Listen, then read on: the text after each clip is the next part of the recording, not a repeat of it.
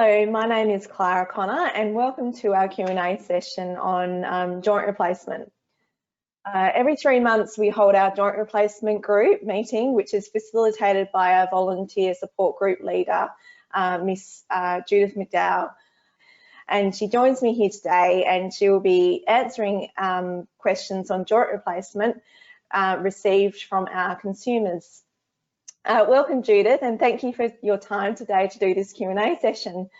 So before we get started, I was wondering if you could give us a brief update on where we're at with joint replacement surgery in the current situation of COVID. Well, that is an interesting one, isn't it? As we all know that this is something that had to be put on hold because the hospitals needed to be careful about the management of patients during the COVID cycle of things. Now, obviously what's happened is that WA particularly has got the numbers right down, so it's really advantageous for us to start putting our elective surgery back into hospitals. Now, at the moment, it's just slowly, obviously, because this can change at any moment. They can decide that they need to have extra beds for COVID patients if the world turned upside down.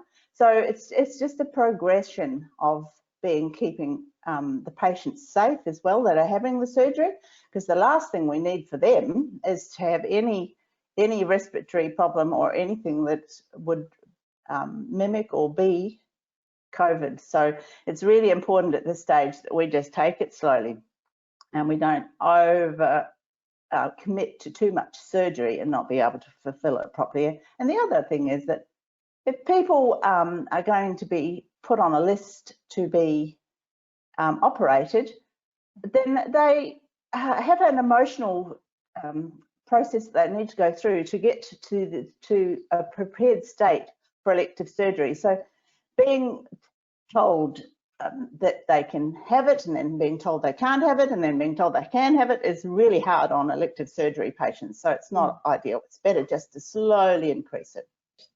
Thank you for that update, Judith. So we'll start with the first part of our Q&A session, which has some questions on joint replacement pre and post surgery. The first question is, what are the main things a patient can do pre and post surgery to contribute to the best outcome for knee replacement surgery? Well, both of them are similar, whether it's hip or knee or any joint replacement for that matter.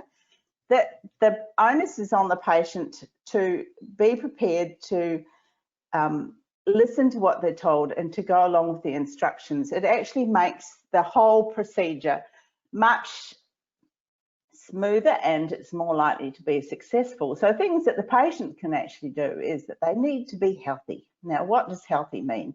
Healthy means that if they've got any comorbidities, so that's things like your diabetes, heart disease, renal failure, all of those problems, if they have any of these, they need to see their specialist and make sure that they're in the fittest condition they possibly can be for their surgery. It's ideal for those conditions to be their best. From there, we then go to things like making sure that they've had a healthy diet and getting all the nutrients that they possibly need for recovery and making sure their bodies are in good physical condition. And that includes having some exercise. So exercise is important. So we encourage patients to continue doing things, not to sit in a chair and wait for their surgery, because that just causes all sorts of problems. So we need to keep moving and we need to pay the patient to be in the best physical condition they possibly can. And I say this all the time. It's just so important that we make sure the skin is in good condition, the bowels are working well, and the patient isn't constipated.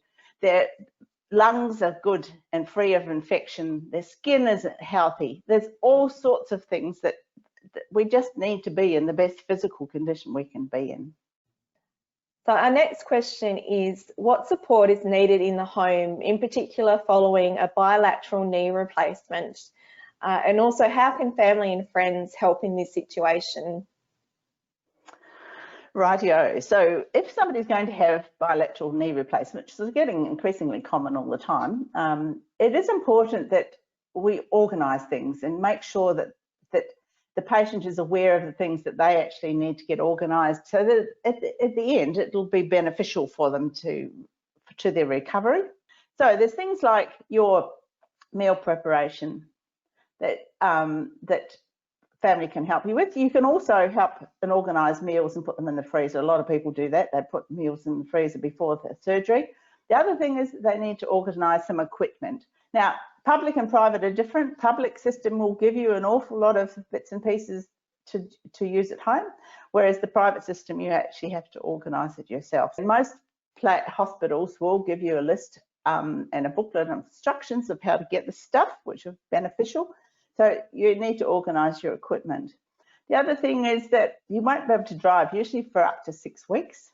So you actually need to have somebody drive you to appointments, perhaps for physio and those sort of things. And you get to the stage where you do actually need to get out of your house. We all know that of late, and just have the change of scene, which is really good for your recovery. So it's important that somebody take you perhaps down to the local cafe and have a coffee or something like that, and just get outside and just start to return your life to normal. So.